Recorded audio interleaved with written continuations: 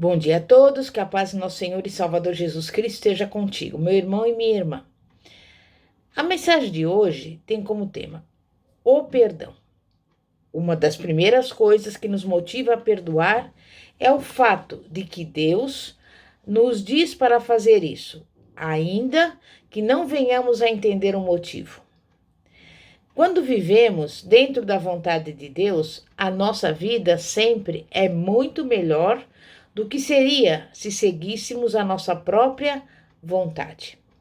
A obediência a Deus é a melhor coisa a se buscar, porque ela sempre acrescenta paz, alegria e poder à nossa vida. Se não obedecermos a Deus, ficaremos com a consciência pesada, o que sempre nos enfraquece. E aí, perdemos a alegria e a paz. E eu pergunto a você, você está furioso com alguém neste momento?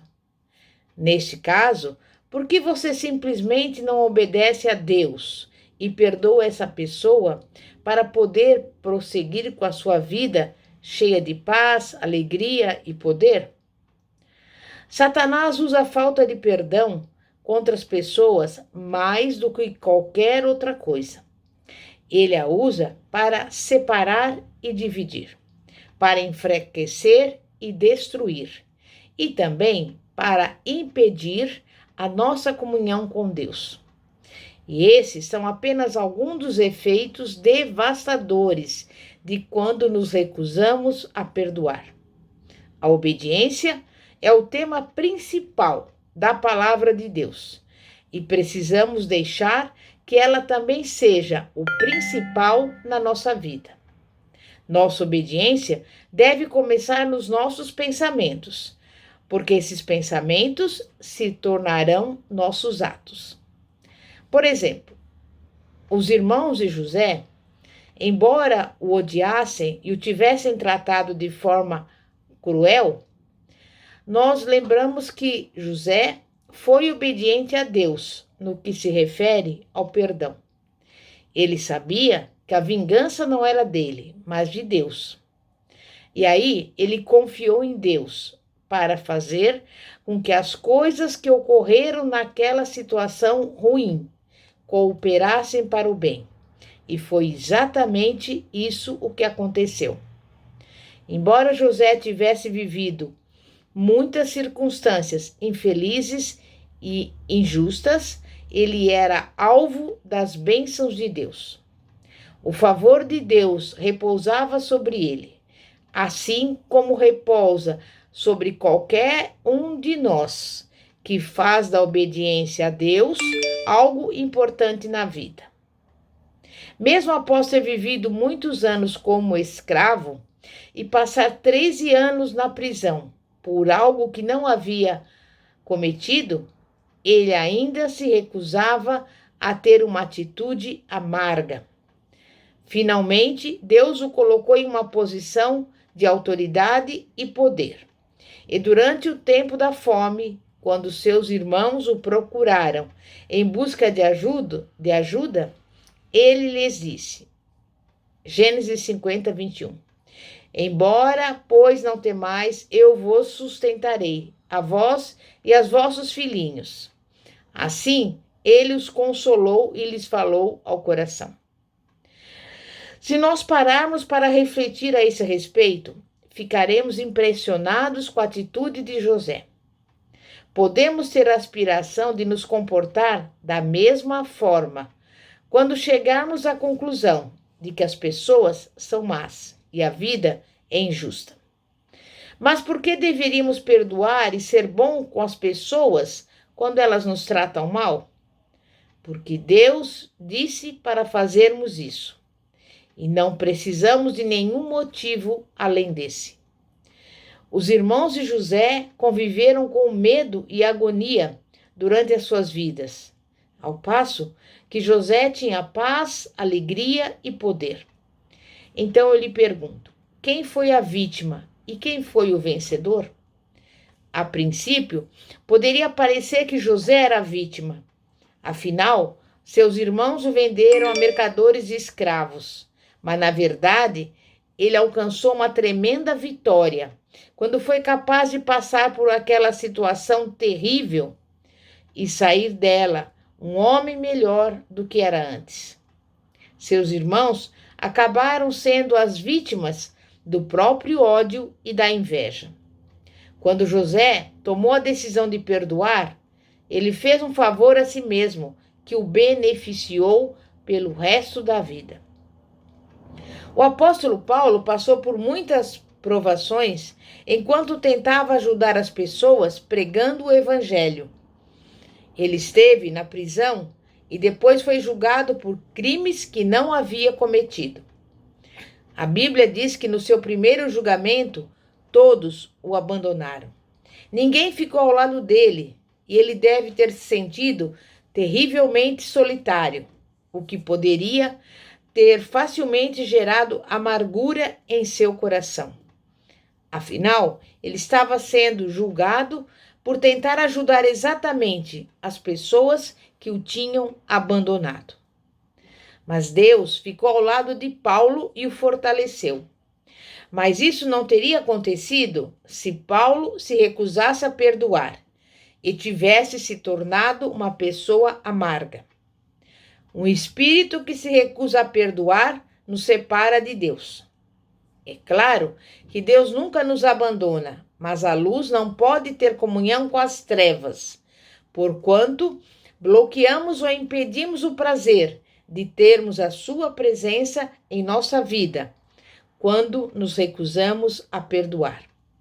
Entretanto, Paulo experimentou verdadeiramente a presença de Deus em sua vida, porque foi obediente. Paulo também afirmou que foi liberto da boca do leão, ou seja, de Satanás, operando por meio de pessoas más que o acusaram e procuravam lhe fazer mal. Obedecer prontamente, perdoando qualquer pessoa contra quem tenhamos alguma contenda, nos dará poder e autoridade sobre Satanás. Paulo disse às pessoas em um dos seus ensinamentos para perdoarem, a fim de impedirem que Satanás tivesse qualquer vantagem sobre elas. 2 Coríntios 2, versículos 10 e 11. Será que Satanás tem alguma vantagem sobre você ou sobre alguém que você conhece devido à falta de perdão? Nesse caso, é possível corrigir isso de forma imediata, simplesmente qualquer pessoa contra quem você tem alguma questão. E é hora de perguntar: você está guardando rancor ou o rancor está dominando você? Os 12 discípulos que viajavam juntos tinham de perdoar uns aos outros frequentemente, por ofensas reais ou imaginárias. Quando passamos muito tempo com as mesmas pessoas, elas podem nos deixar irritados e imaginamos que elas estão deliberadamente tentando nos irritar. Na verdade, elas estão apenas sendo elas mesmas.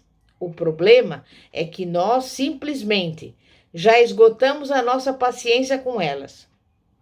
Imagino o quanto deve ter sido difícil para os 12 discípulos que durante 3 anos passaram a maior parte do tempo juntos.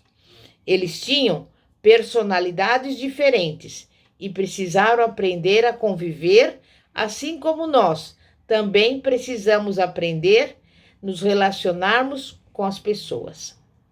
Pedro chegou até mesmo a perguntar para Jesus quantas vezes ele tinha que perdoar a mesma pessoa pelo mesmo motivo. Aqueles 12 homens não eram diferentes de nós. Eles eram seres humanos comuns, aprendendo a obedecer a Deus, e tinham os mesmos pensamentos e sentimentos que temos quando o assunto é fazer a vontade de Deus. Eles experimentaram rebelião, teimosia e a mesma resistência carnal que qualquer outra pessoa, e precisavam trabalhar juntamente com Jesus para vencê-las. Então, não se desespere se você tem dificuldade na área do perdão. Deixamos de ser capazes de amar as pessoas quando somos tomados pela ira e nos recusamos a perdoar. Pode ser algo difícil de aceitar, mas assim como sua raiz, a falta de perdão é egoísta, porque tudo se resume à maneira como nos sentimos e ao que foi feito a nós. Quando Deus nos diz para perdoarmos os nossos inimigos prontamente e demonstrar misericórdia a eles, parece ser a coisa mais injusta do mundo. Mas, na verdade, Deus sabe que a única maneira de superarmos a dor e desfrutarmos a boa vida que está guardando para nós. A Bíblia nos ensina a nos revestirmos de amor. Ela, na verdade, diz: acima de tudo, com que vocês se revestirem, revistam-se do amor. Essa frase significa simplesmente que isso é algo para o qual nos preparamos e que fazemos deliberadamente. Assim, planeje perdoar diariamente qualquer pessoa que possa te magoar. Não espere algo acontecer para depois ficar lutando contra os seus sentimentos. Disponha sua mente e a mantenha predisposta a viver uma vida de amor. A nossa fé não funcionará se em nosso coração nos recusarmos a perdoar. A fé funciona e começa a agir por causa do amor. A fé não tem energia fluindo através dela. Ela não tem poder para agir quando falta o amor. Devemos aprender que quando as pessoas fazem o mal, na verdade, ferem mais a si mesmas do que a nós. Que essa verdade encha o nosso coração de bondade e paciência para com os outros. O preço que pagamos para nos mantermos atrelados aos nossos sentimentos de amargura definitivamente não vale a pena. A falta de perdão tem de fato efeitos devastadores. Portanto, faça um favor a si mesmo. Perdoe. E o primeiro passo para perdoar os nossos inimigos deve ser desejar isso ardentemente. O desejo nos motiva a passar por qualquer coisa que seja necessária para atingirmos um objetivo. Depois de ter o desejo de perdoar, você precisa decidir-se a fazê-lo. A decisão não pode ser fundamentada nas emoções, mas deve ser o que se costuma chamar de decisão consciente. Esse tipo de decisão não muda quando os sentimentos mudam. Ela é uma decisão firme que torna você alguém determinado a fazer do perdão um estilo de vida. Não significa que você nunca terá dificuldades para perdoar as pessoas. Deus nos instrui em sua palavra sobre a maneira como devemos viver, mas Ele nunca nos obrigará a fazer o que Ele diz. Ele deixa a escolha para cada um de nós. Todas as vezes que obedecemos a Deus, estamos fazendo um favor a nós mesmos, porque tudo o que Ele diz para fazer é em nosso benefício. O próximo passo no processo para perdoar outras pessoas é depender do Espírito Santo para ajudá-lo a fazer aquilo que você se propôs, ao tomar uma decisão consciente. Mesmo que estejamos nos esforçando muito para fazer a vontade de Deus, ainda precisamos depender dele para sermos bem-sucedidos. A Bíblia diz em Zacarias 4:6 que vencemos as nossas batalhas não pela nossa força, não pelo nosso poder, mas pelo Espírito de Deus. Deus nos dá graça, que é o seu poder para fazer o que precisa ser feito. Em seguida, Deus nos diz para não apenas orarmos pelos nossos inimigos, mas para abençoá-los e não amaldiçoá-los. Não devemos pagar mal por mal, ou insulto por insulto. 1 Pedro 3:9. Em vez disso, devemos orar pelo bem-estar deles, por sua felicidade e proteção, e verdadeiramente nos compadecer deles e amá-los. Ninguém pode nos fazer mal verdadeiramente se obedecermos a Deus e colocarmos a nossa confiança nele. Eles podem ferir os nossos sentimentos, mas Deus está sempre pronto a nos curar. O último passo no processo do perdão é entender como as suas emoções reagem a essa coisa toda de perdoar os outros. Resumindo, elas ficam fora de controle.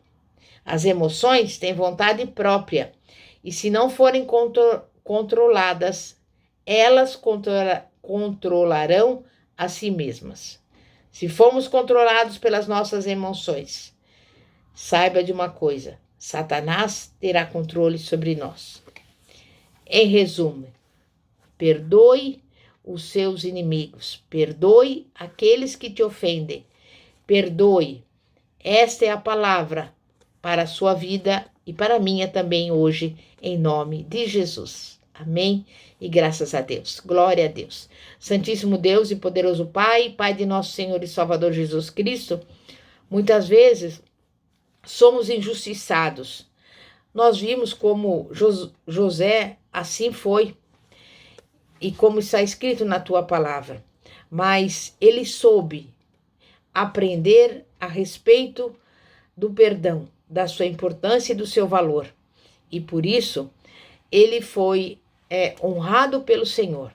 E nesse dia de hoje, Pai, nós estamos aqui verdadeiramente, Pai, com o nosso coração contrito e reconhecemos que precisamos perdoar e amar os nossos inimigos. E por isso, nós perdoamos todos aqueles que nos ofenderam e abençoamos cada pessoa, Pai, que nos deseja o mal, porque é a tua palavra que diz: se perdoarmos os nossos inimigos, o Senhor é fiel e justo para nos perdoar também. E por isso nós abençoamos e perdoamos não só os nossos inimigos, mas todos aqueles que fizeram algum mal para a nossa vida, em nome de Jesus. Glória a Deus. Pastora Fátima, da Igreja Evangélica Apostólica Poder de Cristo. Que a paz de nosso Senhor e Salvador Jesus Cristo esteja contigo. Amém e graças a Deus. Glória a Deus.